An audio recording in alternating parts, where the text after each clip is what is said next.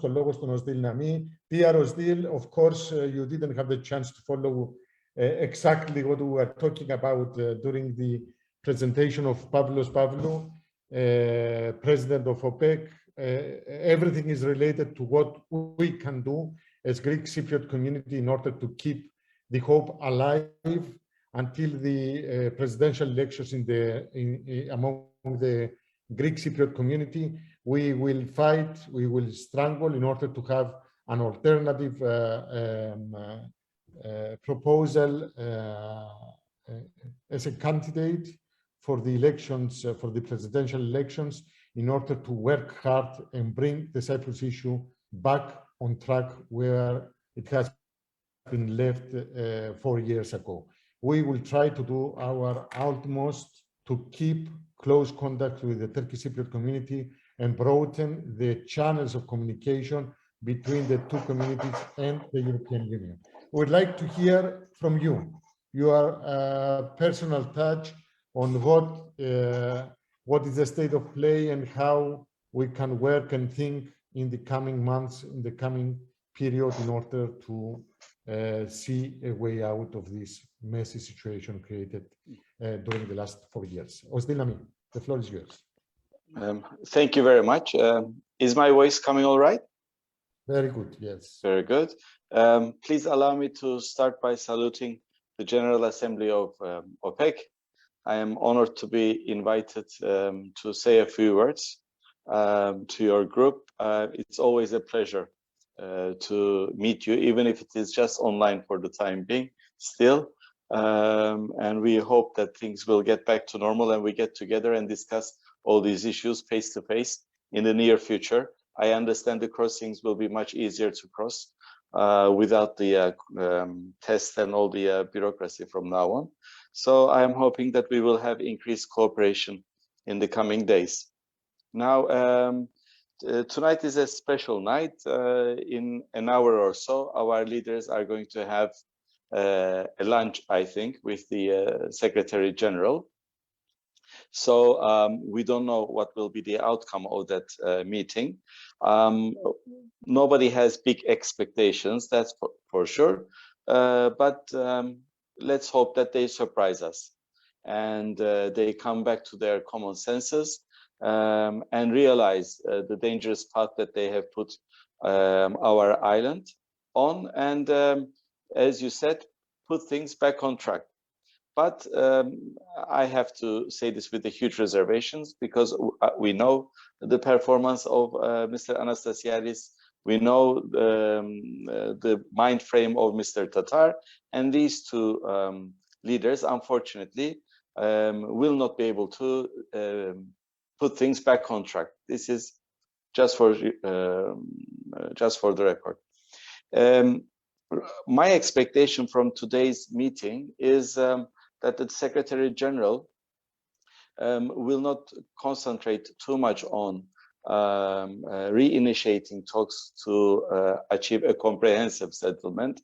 It seems to me that the focus of United Nations right now is prevention of worsening of relations. As we know, COVID is now becoming having a much reduced effect. Things are getting back to normal. Economies are in the process of reopening, and demand is going up for energy. So pretty soon we will see a resumption of hydrocarbon-related issues. This will be back on the agenda, and all the tensions that we lived, that even put the navies of Turkey and France and the rest of it head to head, will be back on the agenda.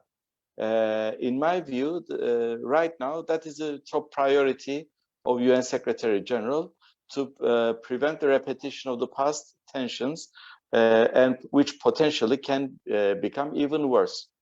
So to that end, he will probably try to convince the sides to accept the appointment of a new special advisor, special representative, whose main task will be to do some kind of a shuttle diplomacy in order to diffuse the potential tensions that may arise in the future.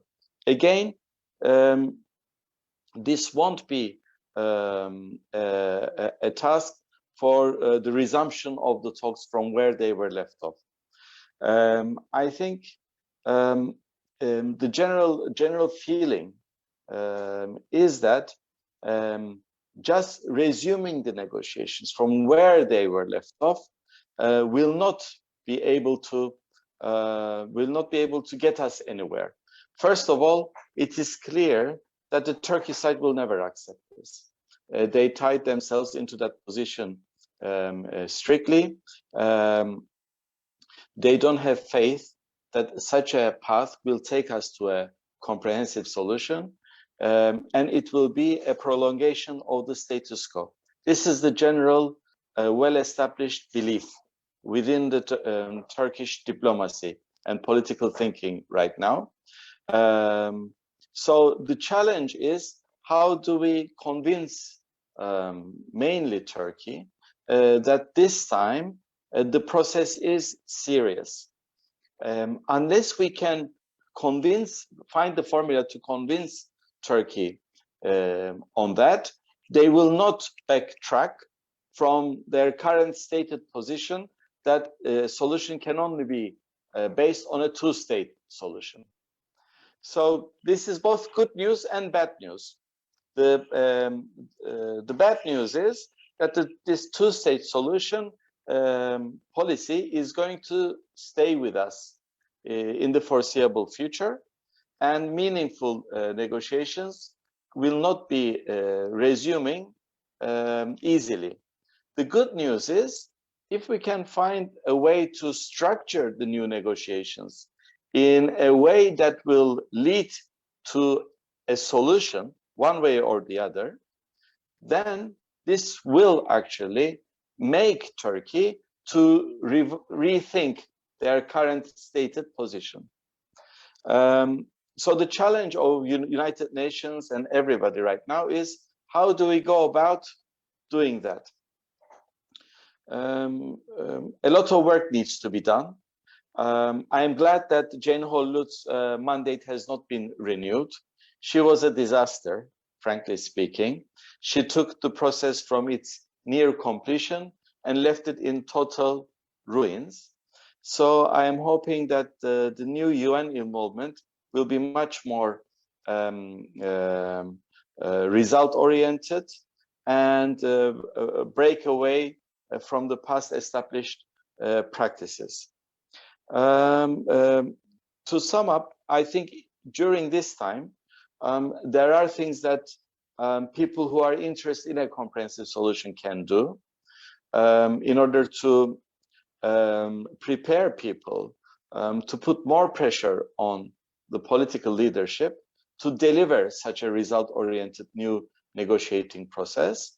The role of NGOs will be extremely important. The role of media, as we all know, will be very important. In the North currently, there is no agenda on the Cyprus issue. People are extremely focused on economic survival.